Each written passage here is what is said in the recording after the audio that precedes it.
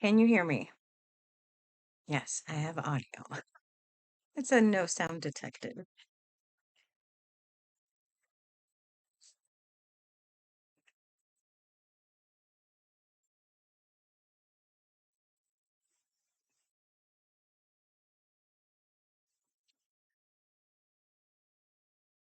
Let me mark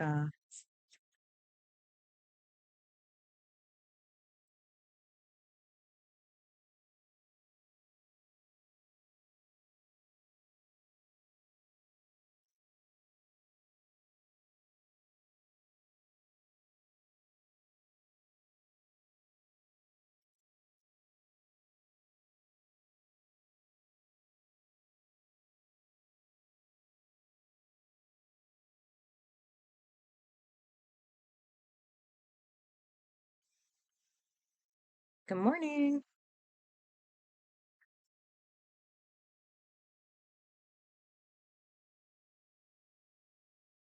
Let me get some post-it notes. I'm gonna mark the charts in this book that I want to show you.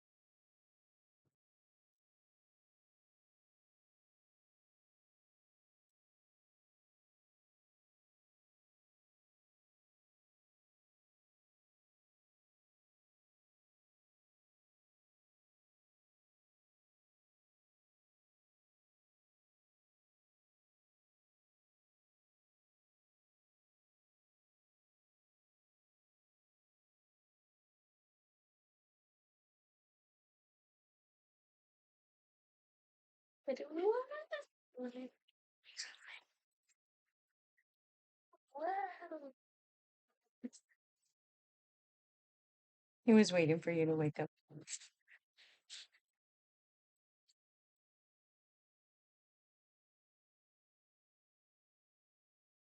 Hi, Debbie. I don't know how to share through through my laptop. I need to figure out how to do that. I can only share, like, put it on my social media or wherever I can get to on my laptop. So I don't know how to share with everybody through my laptop. Thank you, Julie.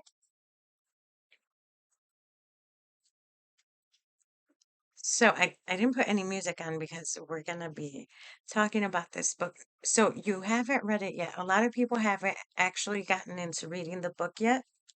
So I can do like a summary of what chapter one talks about, which is pretty basic. So we can do that because some people got the book. And oh, just I think we have the same friends in common, everybody that goes on your live. I don't know how to share it off of here to other people on TikTok. That needs to be an option on the laptop.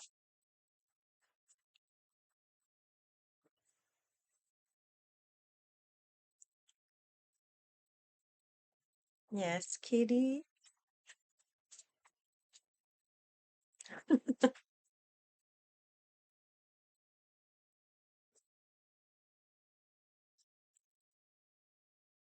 Hey, kitty wants cuddles this morning, but he's gonna have to wait a little bit. Can you wait a little?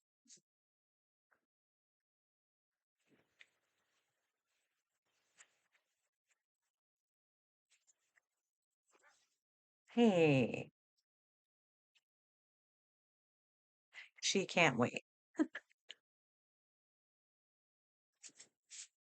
Okay, I have an idea. Okay, let's see. Let me go grab their beds, put them next to me. Whenever I'm live, they just like being right next to me, and I move their beds, and I think that's what they're fussing over. Give me 1 minute. I'll be right back.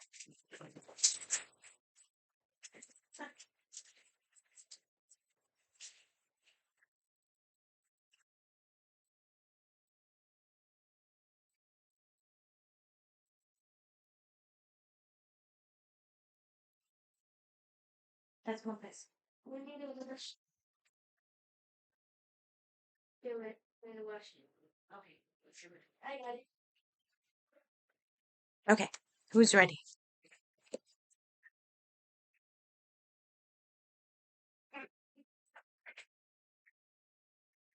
Okay,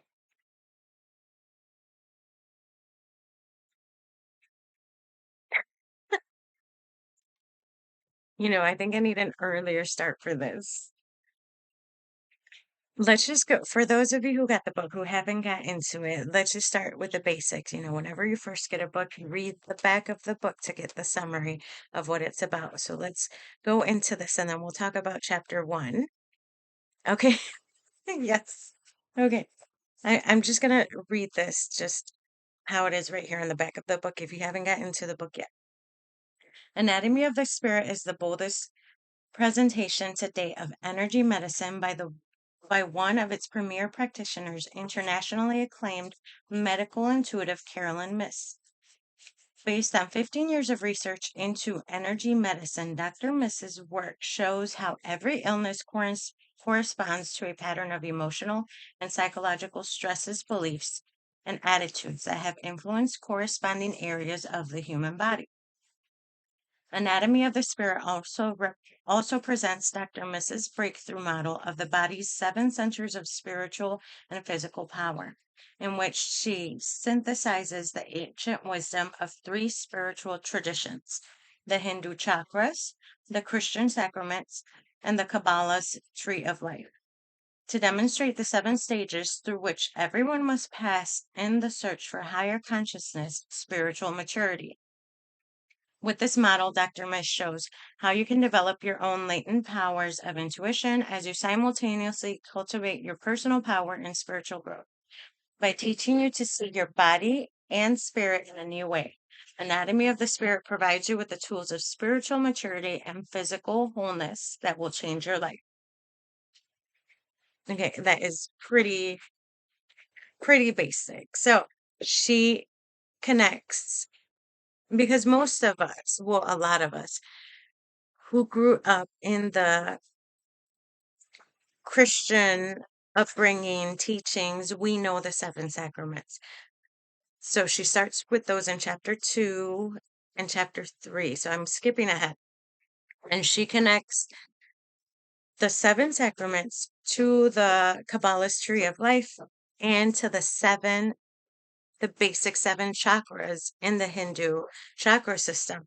She interconnects those three teachings and shows how they are all interconnected and how each part is connected to a different body part or place in our body, our organs and stuff, and how we can live through them. So, if you know the seven sacraments, if you grew up Christian like I did, if you live through each one and the way you're supposed to, that's like working through um, a chakra and it helps heal a certain part of the body. So, she interconnects in this book how all of those are connected and how you can heal through them, whether you know the seven sacraments and the Christian mindset, or um, she really goes in depth into the Hindu chakra system because they have each of these energy centers really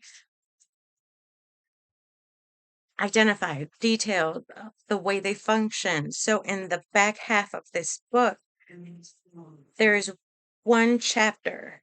Let me show you my little flags here. One chapter for each of the chakra systems, and it basically relates to different body parts. And this book teaches you how to learn to heal through your mind, mental clarity, mental healing in your energy centers to then heal a physical part of your body. Oh, yeah, it's fine. So right now we're just doing a summary because a lot of people haven't jumped into reading the book, but they've gotten the book. But it would be if you can go to your local library and check this out and at least read it once, it's going to be so beneficial to I would say purchase this book. if you can. And here's the reason why I say purchase this book. Because at the end of each chapter, unless if you get it at the library, take pictures of the questions at the back of each of these chapters in the back, because these are going to help you heal through blockages or traumas in each of your energy centers. So if you check it out at the library, take pictures of the charts, take pictures of the questions, because those are going to be great to go back to and refer to those to help you out later on. So that's just like a basic way to describe this book and how you can use it. So I was telling Debbie earlier, chapter one is pretty basic. Chapter one talks about, I guess it's not that basic. Chapter one talks about energy and what it is, because I guess a lot of us don't really know how to conceptualize the idea of what energy is, how it functions within us, how we can have it work in our favor and help us heal. So, chapter one. So, I'm just going to show you like the gist of it if you haven't gotten into it. It talks about how we can use energy medicine and intuition to help us mentally, and how our body physically receives energy. So that's what chapter one really talks about, what is an energy field, how to read an energy field, how our bodies receive and send up energy. That's what chapter one basically talks about. So a lot of us really, a lot of us here kind of already have a concept of what that is. So that's what chapter one is. I want to skip through. Okay, this is like the first half of chapter one, talks about energy and how it helps us out, how it also hurts our body and our mind. There is a chart here. Okay, this is towards the later half of the book. The third principle, you alone can help yourself heal. So I made a post about part of this because it is true. We can heal our body. I don't know how I would put this because I've experienced this myself. That's why I've been wanting to share this book so much. Last year or the year before, I had gotten so physically ill that I couldn't function. I couldn't do specific things. I couldn't even function in my own job. I couldn't hold things anymore. My hands were so stiff, and I couldn't bend them sometimes. I wouldn't be able to pick up any things, and it started to become a problem. My joints were all out of whack. So I got diagnosed with rheumatoid disease, because they said, okay, you can't move your joints. It's got to be that. And I got blood work and all that stuff. So they said that's what it was. But I got this book a couple years ago and I hadn't got into it when I got diagnosed. And um, when they said there could be other things wrong with you, we need more tests done. And they did some more tests and there wasn't any super bad wrong with my blood or stuff like that, just slight signs that there could be later on. I was like, I need to do something about this now. So I began doing what this book says. I began um, being more conscious of my energy, being more conscious of who I allowed into my energy, being more conscious of my words, my thoughts, and all that. My whole body began to change for the better. I mean, you can see I move my hands a ton, I guess because my hands were so achy and hurting and I couldn't do this. It just excites me to be able to move my fingers. And it really does work. Energy you pick up from other people sticks to you, attaches to you. Let me zoom in. Let me try and get this up close. Let me do one thing. Let me make this part bigger. Let me watch. You're going to see me moving these little boxes around.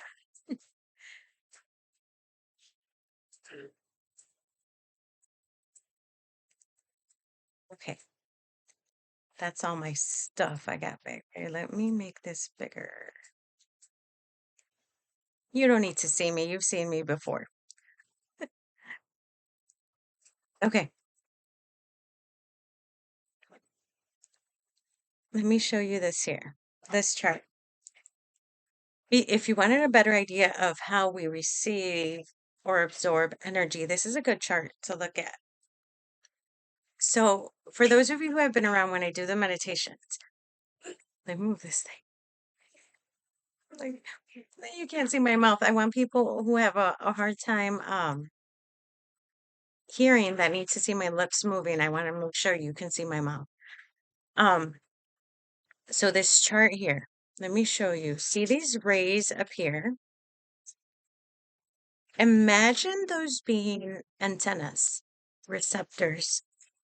So for those of you who have been around when I do my meditation, so the way I do my meditation now was all thanks to Juliana. So Debbie's in there. Debbie knows Jules. It was through a card reading that my guides came through for her and told her, next time you meditate, do it this way and visualize this. And I've been doing it the same way ever since. And it makes sense with this chart.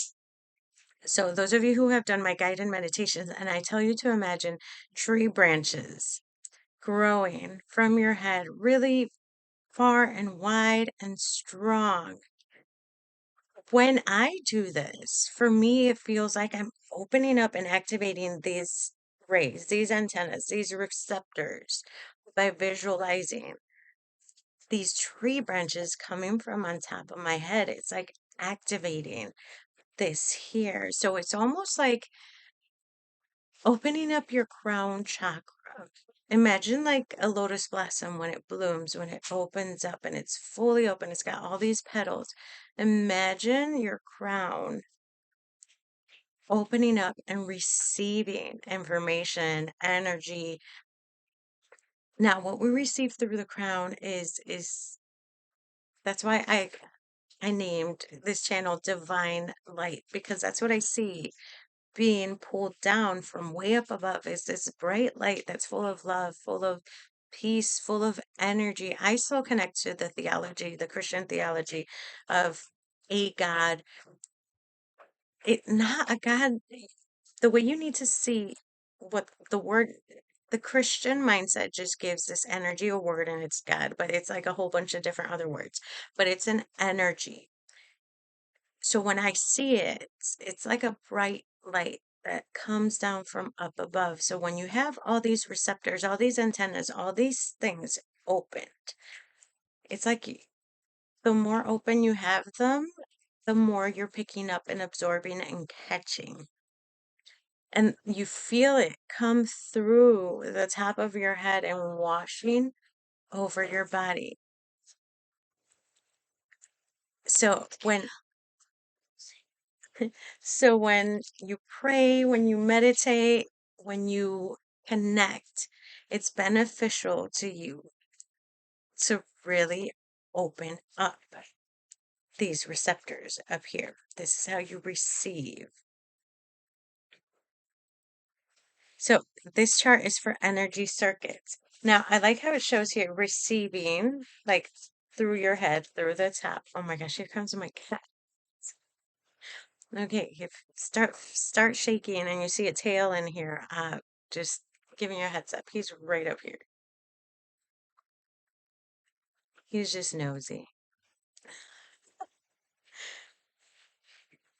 Okay, so right down here, it shows energy sort of receiving on top, coming through, and energy coming out through our feet as well. So you know how I tell you to imagine those roots going down into the ground, into the dirt, deep down into the ground. That's how you're grounding yourself to Gaia, to earth energy, and you can be releasing stuff through there that you need to let go of, that you need to just bury into the ground. So you can think of it that way as well. So I want you to see what she put at the bottom of this chart. People I can forgive, people whose approval I need, money, people I need to control. Sometimes we need to get rid of or bury some of these ideas like this. Okay, people I need to control. We need, that's all physical stuff as well, like the money, right? So we can ground that. We can we're a full energy circuit of receiving and giving, receiving and letting go. Imagine this energy just like flowing through you. So I love this chart right here. So the next half of this is how to use your energy, how to um how to use it, how to receive it, what you need to get rid of, what you need to let go, what you need to absorb, what you need to um deflect. Basically, chapter 1 is what energy is like beneficial to you and what energy can really harm you. And so it just gives different examples in the chapter. Okay. I love this part as well because this is a couple. So this part of the chapter talks about how our energy affects other people, how our energy and our interaction with other people is like a two-way thing, right? We give off, somebody else receives, and vice versa. So right here, one second, my kitty cat is right.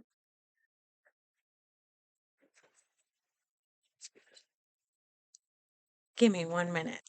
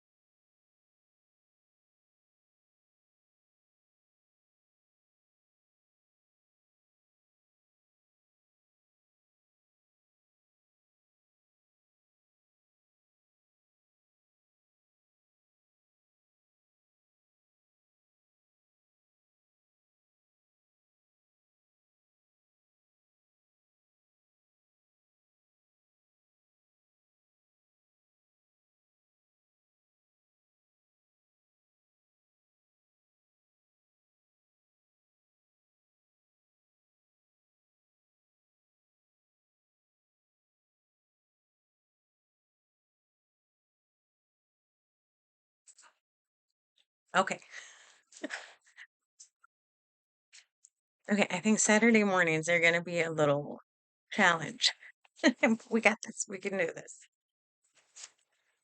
I use my folding thing, my paper folder.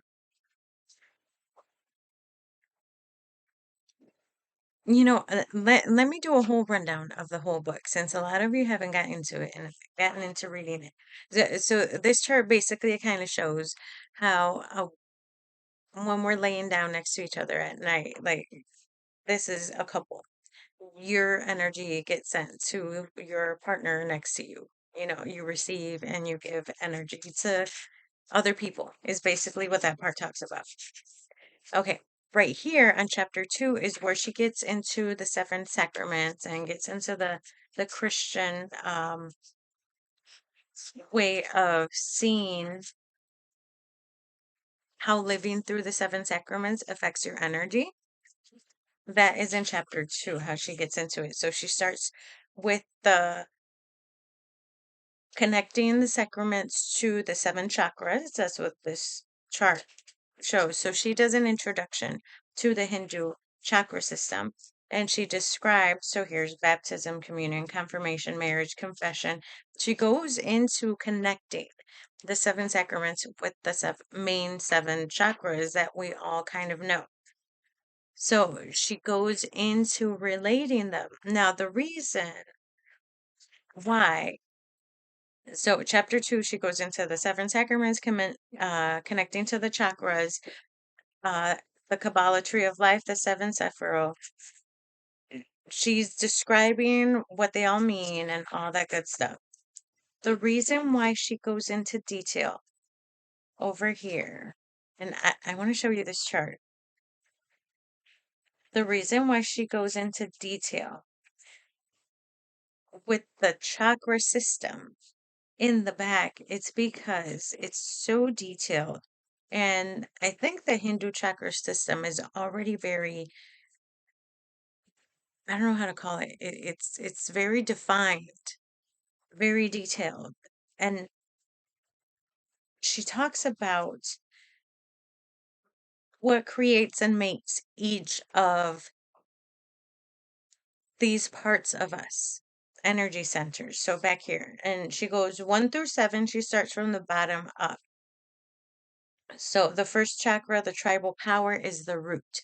So this is the root, the sacral, the solar plexus. So she goes bottom up in the back end of the book.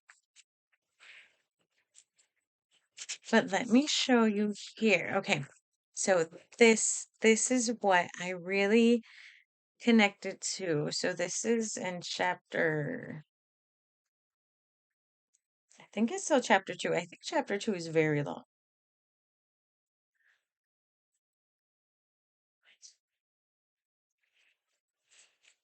All the way to the right. All the way. All the way. All the way.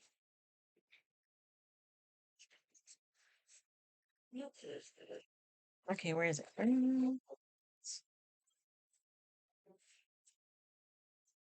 Yeah, okay. The chapter 2 is very long.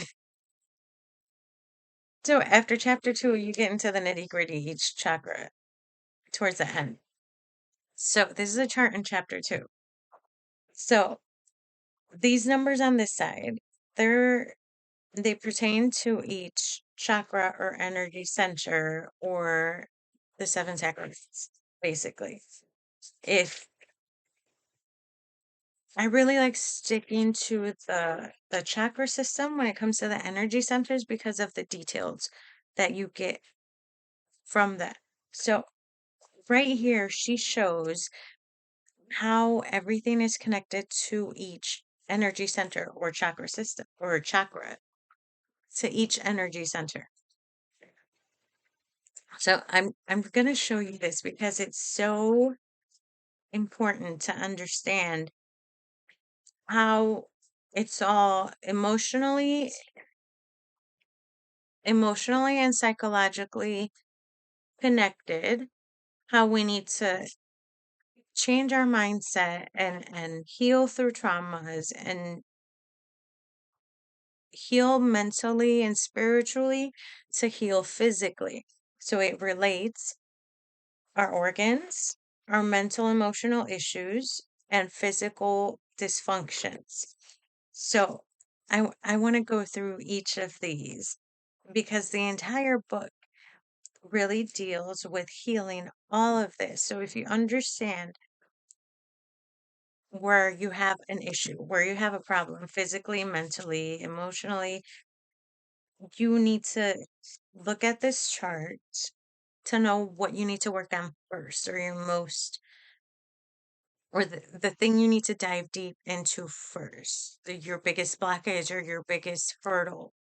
So the root, your base chakra, which is in your pelvic area, the organs related to that. That's your physical body support, base of the spine, legs, bones, feet, rectum, immune system, because that's at the bottom. That's right by your hip.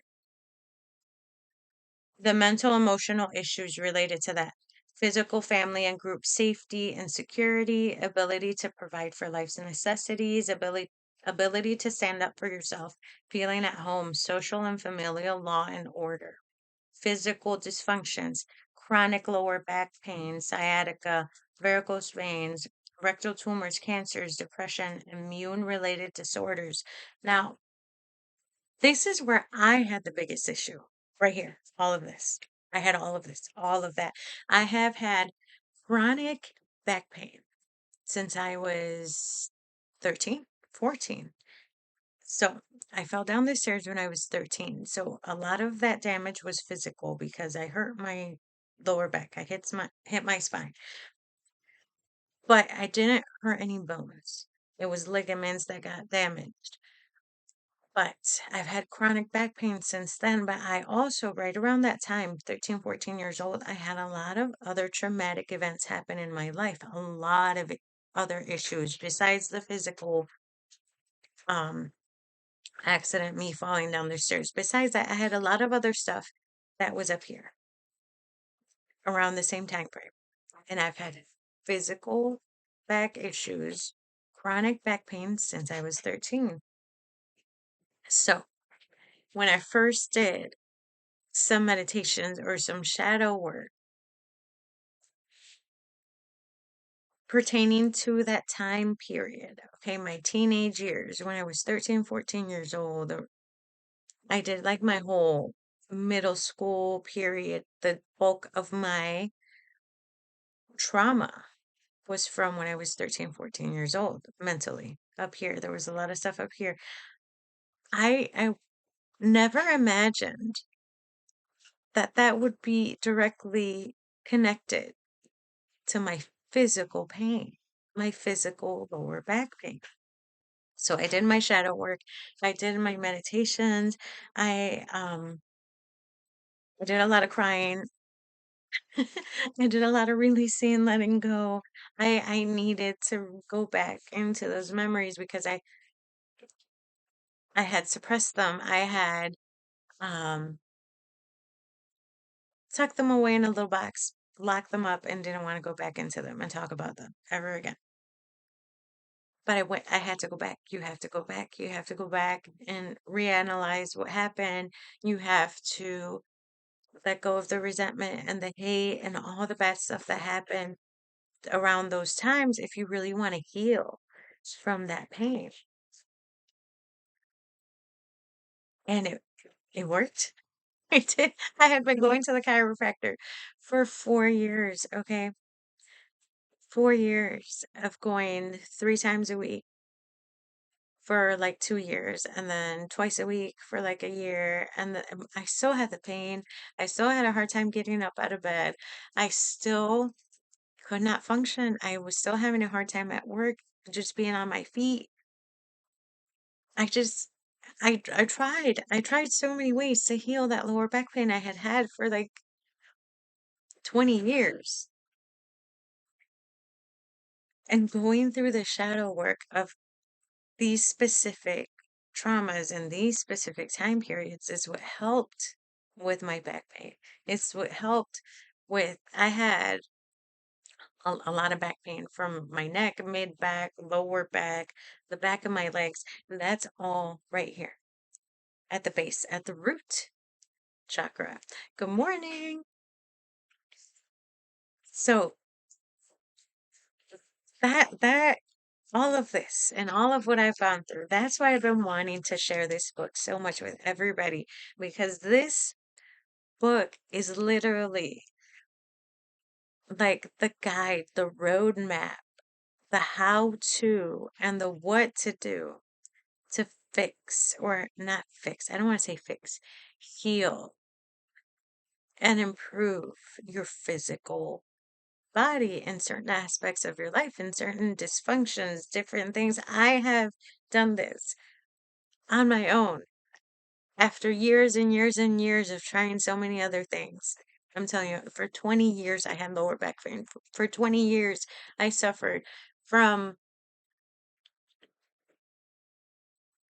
I don't know, I don't want to trigger anybody then tell you the worst of it because the worst of it was horrible. And I don't want to go back. I don't want to go back to that pain. But I need to tell you because it was horrible. When my back would go out, okay, on the worst days, and it happened multiple times, I could not move. I was literally paralyzed from the waist down for days at a time. I think the worst was like over a week, and I had to have my cousin take me to the ER because I could not move. I couldn't function. It was so bad and painful for me, and this happened several times. I couldn't function. Like my back would just lock up and not allow me to move. And I haven't had that in a really long time since I began my healing journey. And it just, this book has helped me transform my whole body. That's why I've been so adamant of sharing the information, trying to get people to read this book because we can all do this together. We can all go through this journey. We can all do shadow work. And I'm not gonna say it's like when you take a pill and it's instant, okay? It's not an instant over the night cure type of thing. Okay? You need to put in the work. And by putting in the work is journaling, meditating. Now, the work you will need to do, because the bulk of this book is each of these energy centers in detail, but there are questions, sort of like a quiz. Don't think of it as a quiz, okay? Think of each of these questions at the end of each chapter as a journaling prompt because you really need to go in depth into understanding yourself through each energy center. So let's just go in the root chakra questions first so you understand what I mean. Okay. My cat's above me and I have my son made me an avocado toast that's sitting right next to me. I'm keeping an eye on him so he doesn't steal my toast. No. I see him licking his lips. I'm like, that's mine. No, let's go through the questions. So I describe what the root chakra sort of is, how it affects you, and the area it's in on your body physically. So let me just show you some of the questions that are part of this. Oh, put it right here. Okay. Okay, thank you. Okay, so look at this first question. I'm trying to get it clear. I don't know if it's clear on your end. What belief patterns did you inherit from your family? Okay, that's the first question. Remember, use these as journaling prompts. You need to get very detailed in your answer because it's going to trigger some memories. What belief patterns did you inherit from your family? So remember, she links this to like the seven sacraments. Oh my gosh, she's right there. He's gonna steal my toast. What belief patterns did you learn from your family? Remember how she links these to the seven sacraments. So she links the sacrament of baptism to this. So in traditional Catholic baptism, babies are introduced into the church through baptism. So you are told that now the responsibilities of raising those babies or those children are the parents and the godparents, and everybody around you will raise you in the right way. They're supposed to, right? They're supposed to. So that's what this refers to and talks about. How were you raised? How did your parents raise you? How did your godparents raise you? How did your teachers teach you? What did you learn growing up? Oh my gosh, she's gonna knock all my stuff over home. All right, jump, jump, jump, jump, jump.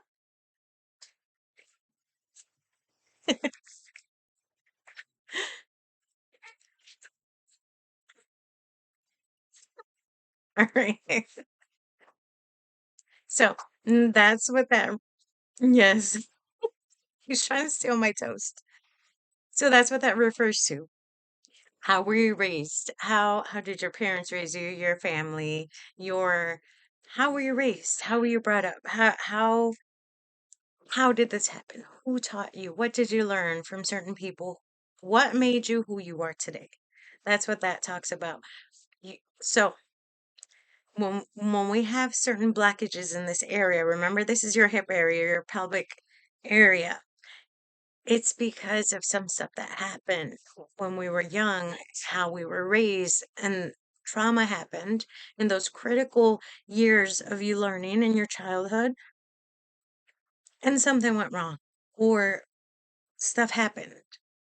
Okay, that's why childhood trauma causes physical ailments and blockages and stuff like that, because we go through certain things that we were not meant to go through, maybe, or that most children might not go through, or something like that. I'm speaking for myself as well, because I had a rough childhood and a very traumatic childhood, which is also why I feel like I had so much chronic back pain. I had so much pain. And even growing up, so all these questions triggered a bunch of memories that I had forgotten or put in the back of my mind. My mom would always say that I was complaining a lot about pains as if I was an old lady, that I was always hurting, that I was always in pain. So even as a kid, I remember having lower back pain. And she would say, "Oh, it's because you fall so much. Oh, it's because you fall on your butt and you must have hurt your tailbone," or something like that. I was always kind of complaining of these aches and pains. But I had a very traumatic childhood. I had stuff happen to me that uh, like kids should not go through. I just got to say it like that. So all of this stuff, this trauma, gets locked up right there. Gets locked up in your the bottom of your spine and your pelvic area, in your hip area, and it causes these stressors. Now, and we don't always think of it like that, but remember, your brain, your mind controls your whole body, your whole nervous system. Everything that comes out of here flows through the rest of your body. All your nerves flow down your spine and they spread um, knowledge and memory or whatever your brain does through your nerves to the rest of your body. Your brain controls your body parts, your blood, the way your blood pumps, when you breathe, everything. Your brain controls all of that. So imagine all this trauma and all these memories and all these things sitting in our brain that could possibly be creating all this damage through the rest of our body. Let's go through the second question. So we kind of did question one for the root chakra. So I'm already taking you guys to the back half of the book, because the first half of the book is understanding the sacraments, the chakras, and energy and all that. So a lot of us already kind of know that. So I'm just going through how this book sort of functions and the questions that are at the end of these chapters. This whole chapter on the lower root chakra system explains exactly how, and in detail, how everything sort of forms this part of our life, this energy center. The root chakra is everything we become by how we are raised and how we are taught. Question two on here. Which of those belief patterns that still have authority in your thinking can you acknowledge are no longer valid?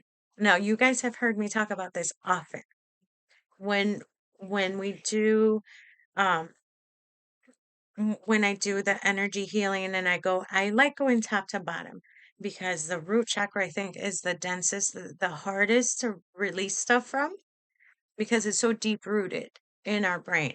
So that's what I talk about when I tell you to release and let go of things that no longer serve you, and things that you no longer want as part of your knowledge from how you were raised, how you were taught, because sometimes you hold on to things and ideas that our parents or our grandparents or our religion or we picked up along the way that we no longer believe in, that we no longer want to hold on to. We can let go of this. We can change our mind. We can reprogram and rewire our brain and our way of thinking. And this rewiring of your brain and changing your mind on certain things, or opening your mind up to more possibilities, expands your mind, and things begin to happen to your physical body. I don't know if that makes any sense, but that's what happens when you start letting go and start releasing things that you no longer want to be a part of you, or you no longer want to believe. Oh, give me one sec. My laptop's gonna die if I don't plug it in. Okay, there we go.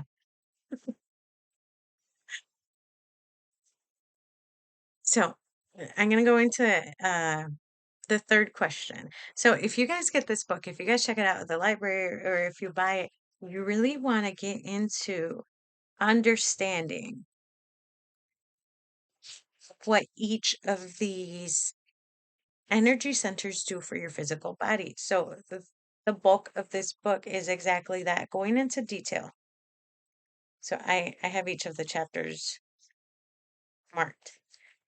Going into detail what each energy center does for your physical body and how you can remove blockages in each of these to help heal specific aspects of your life, of your mental well-being and so many things.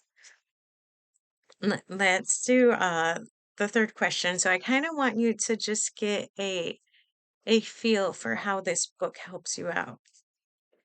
Okay. Question number 3 on here. What superstitions do you have? Which have more authority over you than your own reasoning ability? So this one was easy for me because I'm not superstitious. I I don't I guess you could say I don't really like more the bad luck stuff. I don't believe in it. I feel like we can manifest our own things and that's based on my own experience and my parents were not superstitious themselves. I guess I lucked out with my parents not being um too superstitious about anything. I have picked up along the way superstitions from other people that I've worked with or just met and stuff like that, different things that so they picked up from their parents or their family and stuff like that. And I'm not a very superstitious person. I don't think I really have any like beliefs on stuff like that. I feel like I create my own magic or I can manifest what I want or things happen because they need to happen. But for me, that question was an easy one for me. But sometimes we hold on to superstitions because we grew up um, being taught about them, right? So, like a black cat crossing your path. This was like a witchy superstition, right? If a black cat crosses your path, that means bad luck is coming. I love cats. I love all cats, all colored cats, stripy cats, black cats, orange cats. I don't see a black cat as being bad luck ever. They're cute. Like all cats are cute, no matter what color they are. That's one superstition I had to be like, no, no. Cats are amazing. Cats are cats can see stuff we can't. So that was one superstition I just never kind of believed or caught on to, right? I'm just like, no. So stuff like that, right? Like sometimes there's certain superstitions that sort of hold us back and keep us from doing something because we think something bad is going to happen or if we did something on the wrong day because it was a bad luck day or something, then we're just going to have bad luck with this new thing we're doing. I don't know. I'm just making stuff up. I'm not superstitious. I don't know about this stuff. But you know what I mean. Let's skip to question 4. Do you have a personal code of honor? What is it? So this one was easy for me. So this has been with me my whole life, even as a kid. My personal code of conduct, and this is even before getting into religion or Christianity or anything, right? I've always, since I was very little, wanted to help other people. Always, always, always. That's been deep rooted in my heart. So when I was 5 or 6 years old, I used to go over to my aunt's house. She had bone marrow cancer. I don't remember what it was called, but it was in her bones. It was cancer in her bones. So she couldn't do a lot of cleaning around her house. So I was like 5 or 6 years old. Imagine this tiny little girl, okay? Me when I was a child. I would go over to her house on weekends. I remember it was I didn't go to school and it was early morning and I would help her um sweep her whole house. And her house was like 2 floors and upstairs she had some pigeons She had a big house, and I would help her sweep the hallways, her stairs, her patio. I would help her dust some stuff off. I would help her clean. And I enjoyed it. I liked it because I knew I was helping her. And I remember, okay, she would thank me. You guys, I'm getting like so excited remembering this. Um, but also teary-eyed. This soup, okay?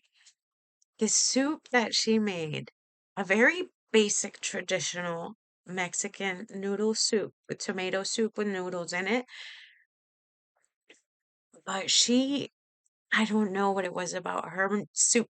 She made it with so much love that this soup was my reward for helping her out. And she would put a little serrano pepper in it to add some spice. Oh my gosh, you guys, I was 5 or 6 years old and I was having this spicy soup. And it was my reward for helping her out. So from when I was very young, for me, it has always been rewarding to help other people. And I've done this my whole life. So that's been my code of honor. Okay, help others when in need. Help others because you can. So in third grade, this isn't, or second grade, second or third grade, I started tutoring other kids my age and younger. So I was 9 all through college. I did this all through college, helping kids through tutoring. It's always been my thing to help others. That's why I'm here helping everybody. Because this is my code of honor. Help others in need. Okay, so I find whatever it is that I know that I could share with other people if I know it's going to help them out. So that's why I'm doing this and sharing this book. That has always been my code of honor. So if we think back long enough, there's always something we've always done that just in our heart feels right. In our heart, it just feels like this is what we've been meant to do, or just your heart just glows every time you do this. That is your code of honor. What is it that you've been wanting to do or that you just love doing and you want to continue doing it? So mine is helping others in whatever way I can.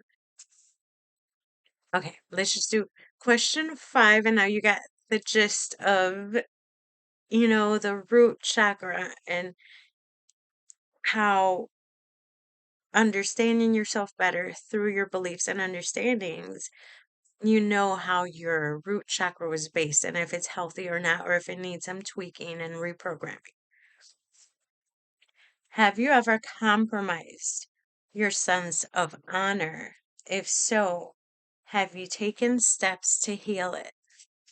So, I'm giving my own personal example so you understand in your own way, what could have happened in this scenario. So, my code of honor is helping others. I guess it's more helping others in any way I can, right? In any way I can. So, have you ever compromised your sense of honor? So, for me, that was thinking back of any other time I may have not helped someone knowing that I could. Okay, knowing that I could help them and then I just chose not to. I've had a couple instances and not a ton of these of going back into those memories and looking at why I said no, why I didn't want to help. And there's all these other stuff, all these other things that come up, the other situations that I was going through in this specific moment in time, um, all these other things that happened around that time that did not allow me to say yes and help because of all these other things going on. All of this affects our root chakra. All of this, when our code of honor gets tarnished, let's call it tarnished, when we do that to ourselves. It sticks, okay? It's like a piece of chewing gum stuck to your soul. So it's stuff like that that you need to think about when you're journaling, going back into your memories and seeing in detail what happened in that point in time, what happened in that part of your life. It's doing all of that, this introspection, this going back and analyzing what you've done in your life, how you have been shaped, how your mind has been programmed, and how we can deprogram and get rid of ideas and put new ideas into our head. All of this matters. So I'm going to leave you all with that. Go get this book however you can. Go check it out at the library. If if you want to buy it, if you can do that, go ahead and do that. I I didn't used to like writing in my books. I have a hard time doing that, but I like putting my sticky notes and highlighting um quotes and stuff like that because this book is not just like a book you sit down and read and you memorize the information and you're good. No, this is a workbook. This is a book that's going to help you work through some stuff and heal through it. Yes, it's time to go through it and read it and jot down notes and journal. Journaling with this book is very important. All these questions at the back of each chapter in the back and in part two of this book. Part two of this book is the chakra system. Journaling with these questions in the back is what's going to help you. That's what's going to help you with the most because that takes you into deep diving into your brain and how all these ideas were formed and how you were created and programmed and how you function. That is what's going to help you. You have to work through it. You have to put in the work, but it's going to help you. It's going to help you. I've done it for myself and I know I'm positive it's going to help you as well. So, check out this book. I want to try and do this every Saturday. I might come on earlier to have less distractions. But we'll figure this out. I'll figure out a schedule. Thank you all for hanging out with me. I want to leave you all with that. Get into this book and just enjoy it, embrace it, journal with it. I can't wait. I can't wait to see what comes out of going through this book. Have a great day, everybody. Have an awesome Saturday. I'll see you Monday morning.